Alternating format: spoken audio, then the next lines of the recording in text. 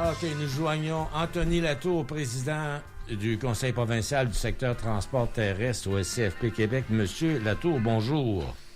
Bonjour, merci de me recevoir.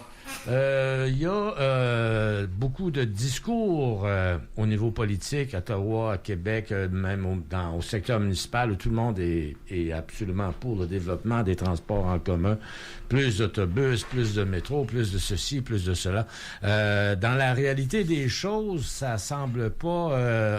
à Montréal, entre autres, il y a des coupures de service. Est-ce que je me trompe?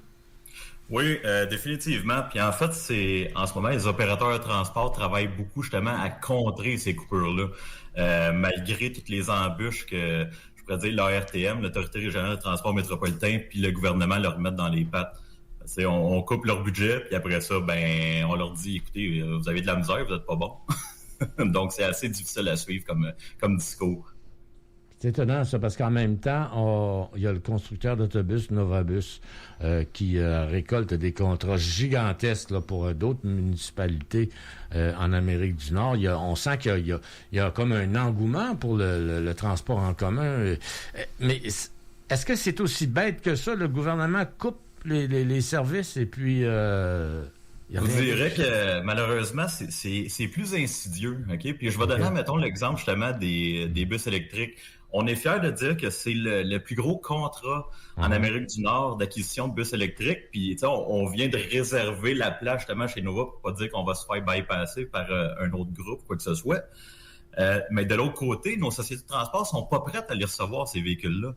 Donc, si je donne un exemple, ok, puis on en a parlé en groupe, si je donne l'exemple du RTL à Longueuil, ils n'ont pas de garage de prévu avant 10 ans de recevoir ces bus-là. Donc, on va créer un déficit opérationnel, un déficit structurel directement chez ces sociétés-là. Reçois le boss, puis à cette heure, tu peux pas le rouler, mais entretiens-le.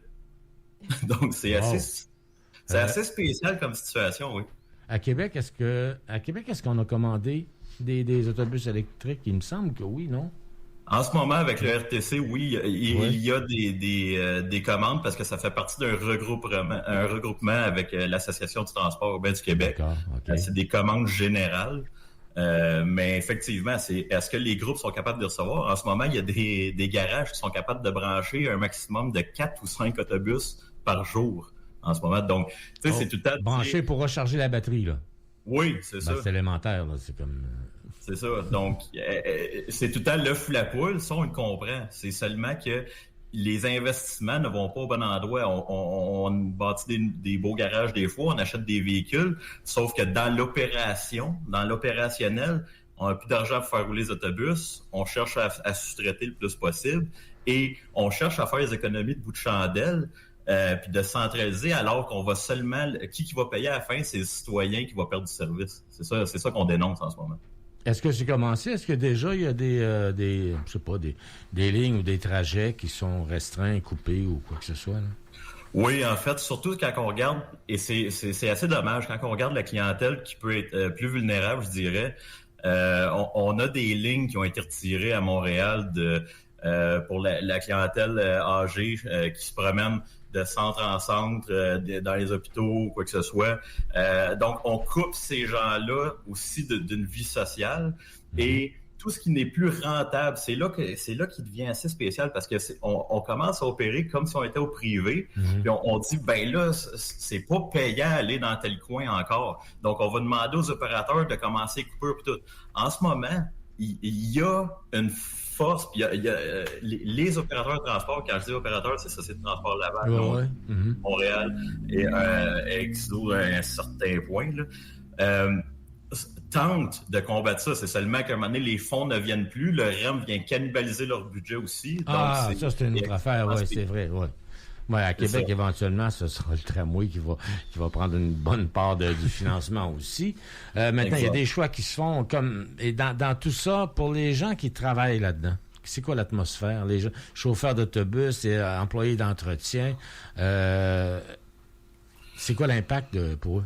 En ce moment, c'est extrêmement démoralisant parce que faut se rappeler, là, puis les gens qui sont sur le terrain, ok, que ce soit chauffeur d'autobus, entretien, nos cols blancs qui font le service à la clientèle, qui font l'administration aussi, ces gens-là tente d'offrir un service de qualité aux citoyens et n'ont plus les moyens de l'offrir. On parle de frustration, on parle même de relations de travail qui deviennent difficiles parce que je vais donner un exemple, des chauffeurs tentent d'offrir un service de qualité, ils savent qu'ils vont arriver en retard, ils savent qu'ils ne peuvent pas offrir le service auquel la population est en droit de s'attendre. Qu'est-ce que ça crée? Ça crée des frustrations, ça crée des problématiques. Et, tu sais, je veux mettre ça concret pour ceux qui nous écoutent en ce moment. Au RTL, là, en ce moment, on leur demande carrément, on est revenu au service de 1992.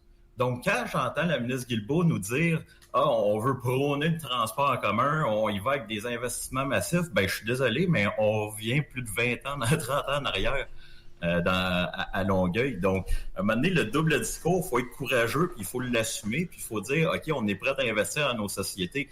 Ils ont fait la promesse en 2021 et ils ne livrent pas aujourd'hui.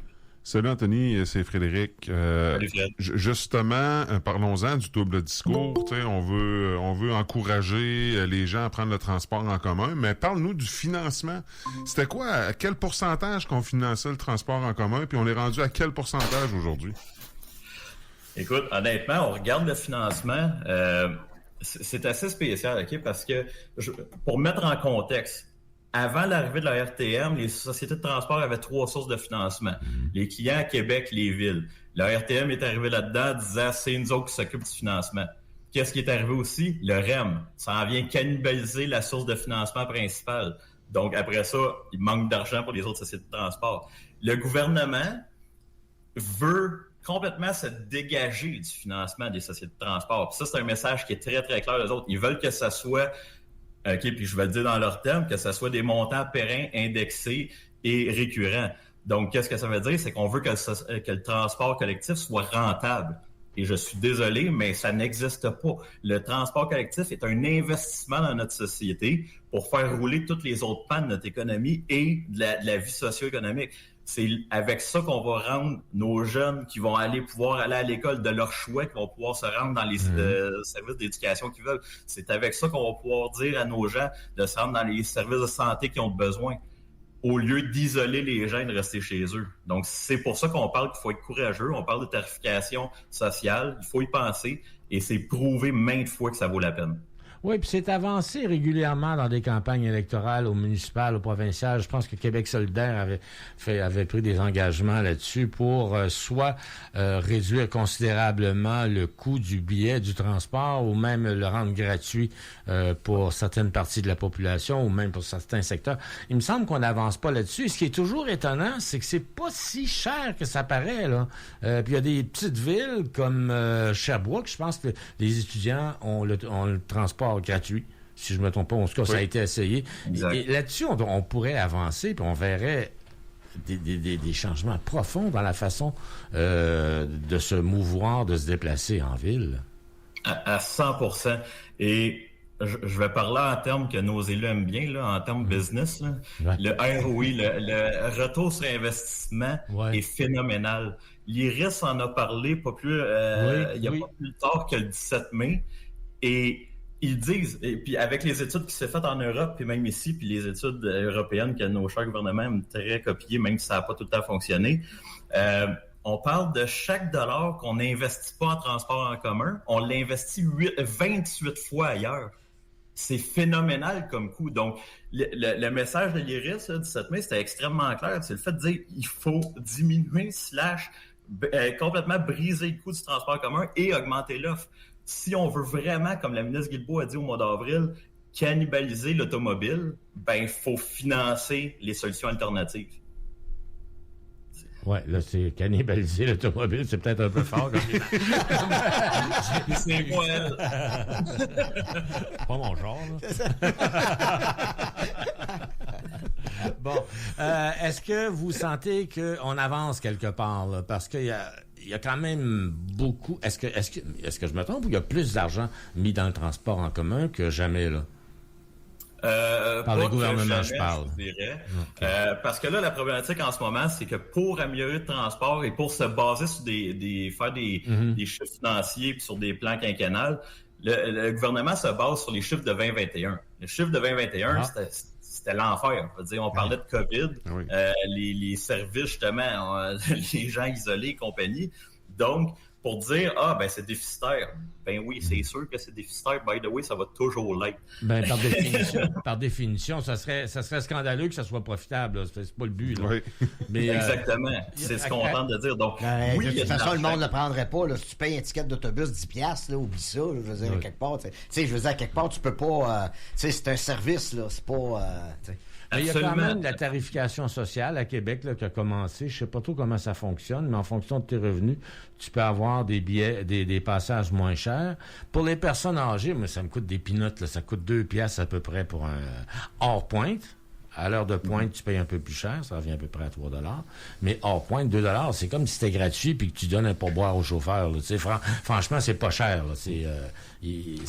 On avance. Puis dans les autobus à Québec, je trouve que je les utilise beaucoup. Il y a de plus en plus de monde. Il y a de plus en plus... on va partout avec ça. Là. C'est vraiment... Il y a des gens qui s'en privent, qui ne devraient pas s'en priver. C'est vraiment bien organisé. Puis en plus, des chauffeurs qui sont sympathiques, qui saluent le monde. Et, vraiment, là, c'est un beau petit monde à découvrir, ça, les transports en commun à Québec. Puis, j'imagine à Montréal aussi. Là. Définitivement, je veux dire, puis je salue justement nos collègues à Québec et la présidente qu'on connaît très bien là-bas, Hélène. Honnêtement, c'est ça, c'est payant, OK, d'investir en transport. Puis on parle pas, là, on n'a pas le discours de faut juste plus d'argent. On n'est pas là-dedans. Non, okay. On est dans le dollar doit s'en aller aux citoyens. En ce moment, là, puis je veux juste donner un exemple là-dessus aussi. Avec la RTM, OK, puis on regarde aussi des plans qui se font un peu partout, t'en as parlé tantôt, de Québec, Tramway et compagnie.